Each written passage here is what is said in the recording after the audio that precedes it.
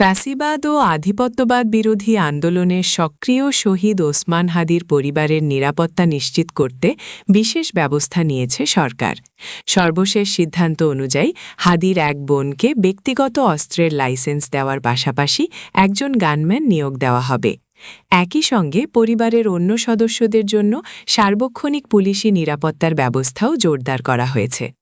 স্বাস্থ্য মন্ত্রণালয় ও পুলিশের দায়িত্বশীল সূত্র জানায়, জুলাই আন্দোলনের সঙ্গে যুক্ত যোদ্ধা, সমন্বয়ক, সংসদ সদস্য প্রার্থী এবং বিভিন্ন রাজনৈতিক দলের শীর্ষ নেতাদের নিরাপত্তা নিশ্চিত করতেই এই উদ্যোগ নেওয়া হয়েছে।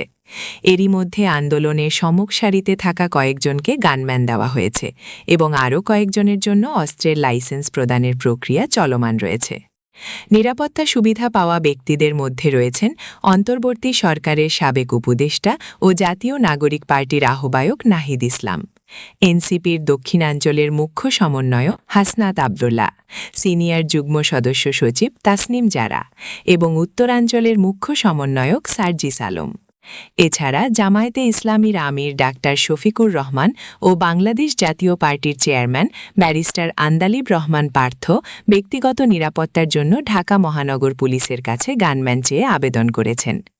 সূত্রগুলো আরও জানায়, আবেদনের ভিত্তিতে গণসংহতি আন্দোলনের প্রধান সমন্বয়ক জুনায়েদ সাকি, বিএনপির মনোনীত সংসদ সদস্য প্রার্থী তানভীর আহমেদ রবিন, তুহিন, সাবেক মন্ত্রী ও জেপি চেয়ারম্যান আনোয়ার হোসেন মঞ্জু এবং এলডিপি সভাপতি কর্নেল অবুল অলি আহমেদ সহ আরও কয়েকজনকে শীঘ্রই গানম্যান ও অস্ত্রের লাইসেন্স দেওয়া হতে পারে।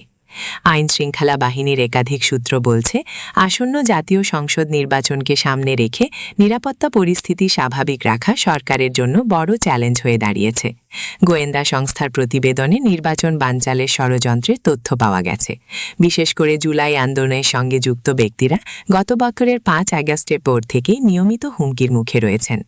গোয়েন্দা তথ্য অনুযায়ী নিষিদ্ধ ঘোষিত আওয়ামী লীগ ও ছাত্রলীগের পলাতক নেতাকর্মীরা দেশ ও বিদেশ থেকে জুলাই আন্দোলনের যোদ্ধাদের ভয়ভীতি ও হুমকি দিয়ে আসছে। ইনকিলাব মঞ্চের মুখপাত্র ওসমান হাদিকেও হত্যার আগে দীর্ঘ সময় ধরে বিদেশি নম্বর থেকে হুমকি দেওয়া হয়েছিল। গত 12 ডিসেম্বর গুলিবিদ্ধ হওয়ার পর চিকিৎসাধীন অবস্থায় তিনি মৃত্যুবরণ করেন।